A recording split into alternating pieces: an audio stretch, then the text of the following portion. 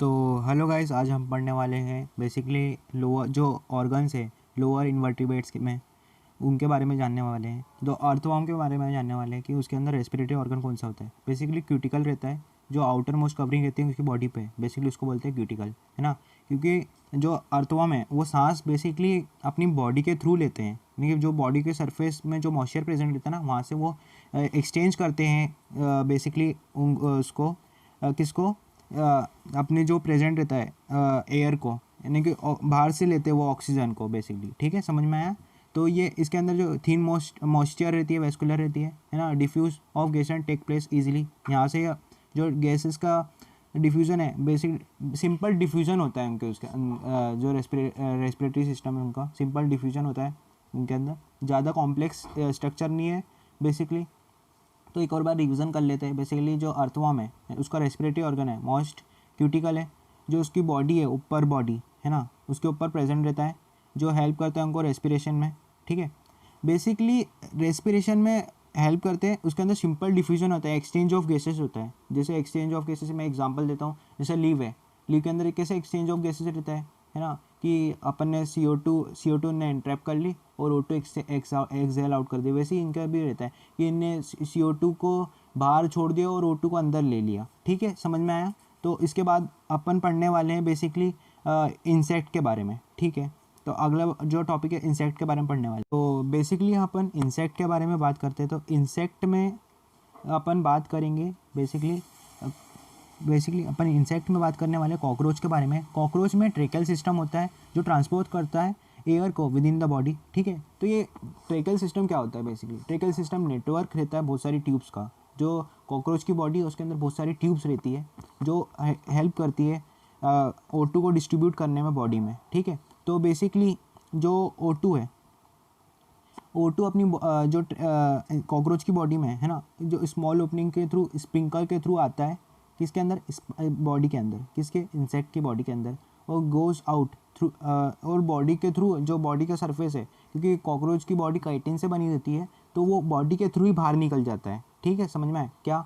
CO2, क्योंकि exchange of gases हो रही है ना, यहाँ पर सिंपल डिफ्यूजन नहीं हो रहा है। बेसिकली सिंपल डिफ्यूजन किस में होता था? अर्थवर्म में होता था। इसमें हो रहा है कि कॉम्प्लेक्स प्रोसेस है। बेसिकली यहाँ पर क्या है कि ट्रेकल सिस्टम है कि जो ट्रांसपोर्ट करता है बेसिकली, जैसे अपनी ह्यूमन बॉडी है ना, जिसमें अपन वो ट्रांसपोर्ट करते हैं बेसिकली क्या, अपना पूरा ब्लड जो O2 और CO2 ट्रांसपोर्ट करते हैं अपनी बॉडी में। बेसिकली इनके उसमें भी वैसे ही है, पर इसमें कॉम्प्लेक्स नहीं ज़्यादा, इसमें सिंपल नेटवर्क बिछा हुआ है इनकी बॉडी में। वो जो ट्रांसपोर्ट कर रहा है ऑक्सीजन को और कैरी कर रहा है सेल के थ्रू, CO2 बाहर कर रहा है किसके थ्रू, बॉडी के थ्रू। ठीक है, तो समझ में आया। तो अपन आगे पढ़ने वाले हैं फिश के बारे में कि फ़िश कैसे रिस्पायर करती है।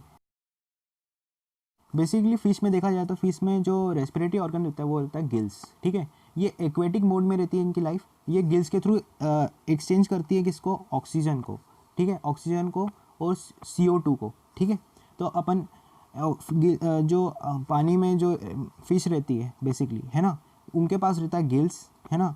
जो एक्वेटिक मोड रहता है वो पहले तो पानी में डूबी हुई रहती है ना, पानी में डिजॉल्व ऑक्सीजन रहता है, उसको एक्सचेंज करती है किसके साथ, CO2 के साथ। ठीक है, तो जब जब जो फिश है बेसिकली फिश जो है वो रेस्पायर करेगी गिल्स के थ्रू, उसका रेस्पिरेटरी सिस्टम ही गिल्स है ना। जो बेसिकली वो बात है ना कि पानी में डूबी हुई एक फिश है ना, उसके जो गिल्स है, जो ये इस साइड में आपको जो पार्ट दिख रहा है गिल्स, बेसिकली यहाँ से वो रेस्पायर करती है।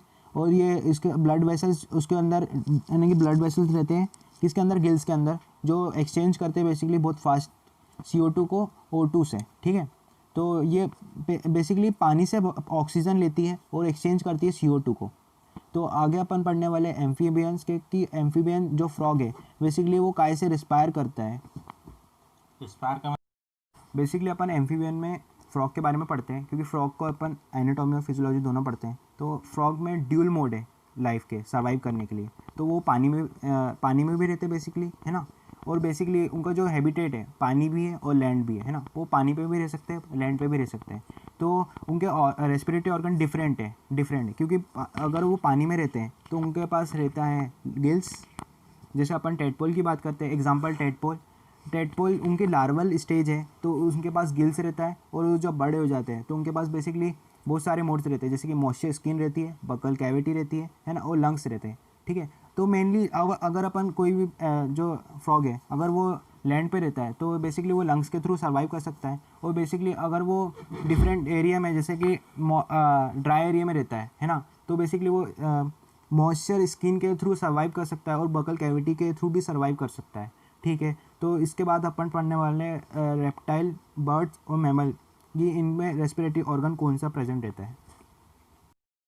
ये अपन अब पढ़ने वाले रेप्टाइल, बर्ड्स और मैमल्स के रेस्पिरेटरी सिस्टम के बारे में कि वो रेस्पायर कैसे करते हैं। ठीक है। तो बेसिकली ये वर्टिब्रेट्स के बारे में अपन बात करने वाले हैं। तो वर्टिब्रेट्स में अपना fish, amphibian, reptile, birds, mammal ये सब आ जाते हैं। तो बेसिकली फ़िश अपने जान लिए कि गिल्स से रेस्पायर करती है। ठीक है। Amphibians gills, moist skin, lungs, buccal cavity से रेस्पायर कर सकते हैं। और अगर अपन रेप्टाइल्स की बात करें तो रेप्टाइल्स बेसिकली लंग्स के थ्रू, बर्ड्स लंग्स के थ्रू रेस्पायर करेंगे, मैमल्स भी लंग्स के थ्रू रेस्पायर करेंगे, क्योंकि ये स्पेशल स्ट्रक्चर है।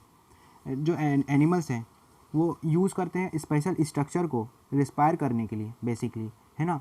जो लंग्स है, लंग जिसको बोलते हैं लंग्स, ये वेस्कुलर बैग है ना, well supplied with blood vessels है। आगे आने वाले लेक्चर में अपन पढ़ेंगे कि ब्लड वेसल्स, इसके अंदर बहुत सारी ब्लड वेसल्स रहती है जो हेल्प करती है, एक्सचेंज करती है गैसेस को। ठीक है। ये ये रेस्पिरेटरी सिस्टम है वो बहुत ज़्यादा वेल डेवलप्ड है ना, बहुत ज़्यादा वेल डेवलप्ड यानी इवॉल्व हो गया है। जैसे अपन अर्थवॉर्म में अपन स्किन से सर्वाइव कर रहे थे। ठीक है।